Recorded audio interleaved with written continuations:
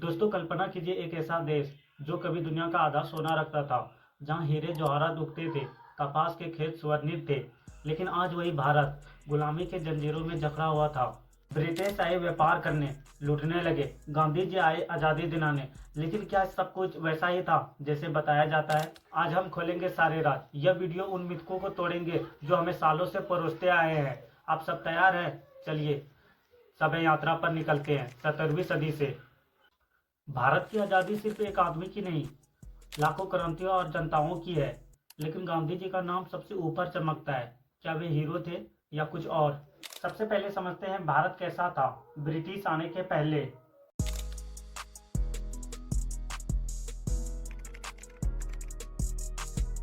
साल 1600 में भारत की जीडीपी 25% थी। मुगल काल में अकबर शाहजहां के समय सोने चांदी की बारिश होती थी। बंगाल से कपड़ा, गुजरात से मसाले, दक्षिण से मसाले, पूरा यूरोप भारत का दीवाना था। कोहिनूर हीरा भारत का था जो बाद में ब्रिटिश क्राउन पर चढ़ा। कालीकट के मसाले इतनी कीमती कि पुर्तगाली वास्को डी गामा समुद्री रास्ता खोजते हुए भारत पहुंचे। फिर ईस्ट इंडिया कंपनी आई। 31 दिसंबर 1600 को इंग्लैंड की क्वीन एलिजाबेथ ने चार्टर दिया। शुरुआत में व्यापार अच्छे से हुई, लेकिन धीरे धीरे लालच ने सब बदल दिया। ब्रिटिश जब भारत आया व्यापार करने, तब उसके पास ना कोई सेना थी, ना कोई ताकत। वे चालाक व्यापारी थे। साल 1608 में ब्रिटिश ईस्ट इंडिया कंपनी के प्रतिनिधि के रूप में हॉकिंस अपने जहाज हेक्टर से सूरत पहुंचे, इसलिए ताकि मुगल सम्राट जहांगीर से व्यापार करने के लिए अनुमति मिल सके। लेकिन पुर्तगाली और डच पहले आ चुके थे। ब्रिटिश ने सूरत, मद्रास, बम्बई जैसे जगहों पर फैक्ट्रियां बनाई। 16वीं और 17वीं सदी तक अच्छे से व्यापार हुआ। कपास, रेशम, नमक, मसाले भारत से सस्ता सामान ले जाकर यूरोप में ज्यादा कीमत में बेचते थे। साल 1756 में बंगाल के नवाब सिराजुद्दौला ने कलकत्ता पर कब्जा किया। रॉबर्ट क्लाइव ने 1757 में प्लासी लड़ाई ब्रिटिश ईस्ट इंडिया कंपनी के नेतृत्व में जीती थी, जिसमें उन्होंने बंगाल के नवाब सिराजुद्दौला को हराया, जिससे भारत में ब्रिटिश शक्ति की नींव पड़ी। यह जीत कंपनी के लिए एक बड़ी सैन्य और आर्थिक शक्ति बनने की दिशा में महत्वपूर्ण थी, क्योंकि क्लाइव ने नवाब के सेनापति मीर जाफर के साथ गुप्त समझौते के जरिए जीत हासिल की थी।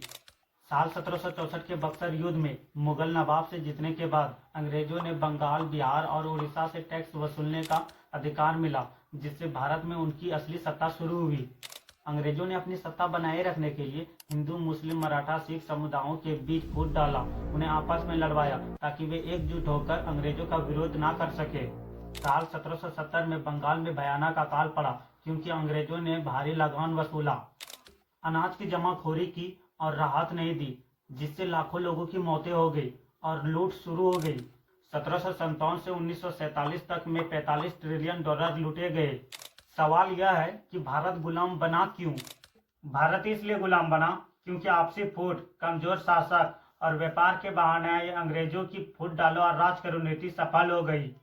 महात्मा गांधी का जन्म 2 अक्टूबर 1869 को गुजरात में हुआ। साल 1888 में कानून पढ़ने के लिए लंदन गए, पढ़ाई पूरी करके वकील बने। साल 1893 में दक्षिण अफ्रीका वकील बनकर गए। यह वह जगह है जहां मोहनदास से महात्मा गांधी बनने का शुरुआत हुआ। बात यह है कि जब गांधी जी के पास फर्स्ट क्लास का टिकट होते हुए भी एक अंग्रेज ने उन्हें थर्ड क्लास जाने को कहा, लेकिन गांधी जी ने उन्हें साफ मना कर दिया। तब इन्हें ट्रेन से धकेल कर निकाल दिया गया। गांधी जी का सिर्फ अपमान नहीं, बल्कि उसके अंदर नस्ल भेदभाव के खिलाफ लड़ने की आग जलाई। यहीं से शुरू हुई लड़ाई, जिसे नाम दिया गया सत्याग्रह। गांधी जी ने दक्षिण अफ्रीका में भारतीयों पर अन्याय के खिलाफ 21 साल लड़ाई लड़ी। साल 1915 में दक्षिण अफ्रीका से भारत वापस आए। तब यहाँ के लोग बहुत डरे हुए थे, जनता बिखरी हुई थी, किसी के पास दिशा नहीं, किसी के पास उम्मीद नहीं। गांधी जी ने यह स्थिति बदलने का निर्णय लिया। गांधी जी ने गांव-गांव जाकर लोगों के बीच बैठकर उन्हें बताया कि जुल्म के आगे झुकना भी एक अपराध है। गांधी जी ने ऐसे कई बड़े आंदोलन चलाए। भारत छोड़ो आंदोलन 8 अगस्त 1942 को शुरू हुआ मुंबई के ग्वालियर टैंक मैदान में। यह उस समय था जब गांधी जी ने ऐसा नारा दिया जिसने पूरे देश को हिला दिया, करो या मरो। गांधी जी ने कहा कि यह आज़ादी की आखिरी लड़ाई है, या तो इसमें हम आज़ाद होंगे या इस प्रयास में मिट जाएंगे। यह आंदोलन सिर्फ नेताओं का नहीं, बल्कि भारत के हर नागरिक का था। छात्र, मजदूर, महिलाएं सब सड़कों पर उतर आए थे। हालांकि 1942 में भारत को आज़ादी नहीं मिली, लेकिन अंग्रेज इतना समझ चुके थे कि भारत अब गुलाम नहीं रहेगा। सत्ता अब ज्यादा दिन नहीं टिकेंगे। अगले दिन अंग्रेज सरकार ने गांधी जी, जवाहरलाल नेहरू, सरदार पटेल और कांग्रेस के लगभग बड़े नेताओं को जेल में डाल दिया गया। अंग्रेजों को लगा कि नेताओं की गिरफ्तार करने से आंदोलन खत्म हो जाएगा, लेकिन हुआ इसके बिल्कुल उलट। नेताओं की गिरफ्तार के बाद आंदोलन जन आंदोलन बन गया। देश के कोने कोने में छात्र, मजदूर, महिलाएं, किसान और आम लोग सड़कों पर उतर आए। रेल की पटरी उखाड़ी गई, डाकघर और पुलिस थाने जलाए गए, सरकारी दफ्तरों पर तिरंगा फहराया गया।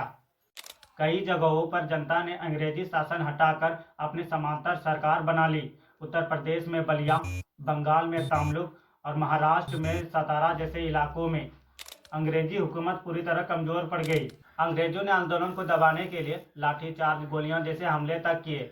हजारों लोग शहीद हुए, लाखों लोगों को जेल में डाल दिया गया, लेकिन आजादी की आग अब बुझने वाली नहीं थी। इसी दौरान द्वितीय विश्व युद्ध भी चल रहा था, जिसके कारण इंग्लैंड की आर्थिक हालत बहुत खराब हो चुकी थी। युद्ध ने इंग्लैंड की ताकत, पैसा, सेना सब कुछ कमजोर कर दिया था। अब अंग्रेज के लिए भारत पर शासन करना ना आसान था और ना ही मुमकिन। इसी समय सुभाष चंद्र बोस ने विदेश में आजाद हिंद फौज बनाई। उनका नारा था, तुम मुझे खून दो, मैं तुम्हें आजादी दूंगा। हालांकि आजाद हिंद फौज सीधे युद्ध जीतकर भारत को आजाद नहीं कर पाए, लेकिन इसका सबसे बड़ा असर अंग्रेजी सेना पर पड़ा। साल 1945 में जब आजाद हिंद फौज के सैनिकों पर लाल किले में मुकदमा चला, तो पूरा देश उनके समर्थन में खड़ा हो गया। यहाँ तक कि हालात ऐसे हो गए कि अंग्रेजी सेना में शामिल भारतीय सेनाओं के मन में विद्रोह की भावना पैदा हो गई। साल 1946 में रॉयल इंडियन नेवी विद्रोह हुआ। मुंबई से शुरू हुआ यह विद्रोह देखते देखते पूरे देश में फैल गया। अब अंग्रेज समझ चुके थे कि भारतीय सैनिकों के भरोसे अब भारत पर राज नहीं किया जा सकता। इन सभी कारणों से अंग्रेज सरकार ने यह मान लिया कि भारत को अब ज्यादा समय तक गुलाम बनाए रखना असंभव है। साल 1946 में ब्रिटेन ने भारत में सत्ता हस्तांतरण की प्रक्रिया शुरू की। लॉर्ड माउंटबेटन को भारत का अंतिम वायसराय बनाया गया। लंबी बातचीत, संघर्ष और बलिदानों के बाद 15 अगस्त 1947 को भारत ने 200 सालों की गुलामी के बाद आजादी हासिल की। भारत आजाद हुआ गांधी के सत्य और अहिंसा से, क्रांतिकारियों के बलिदान से और करोड़ों भारतीयों के अटूट संकल्प से।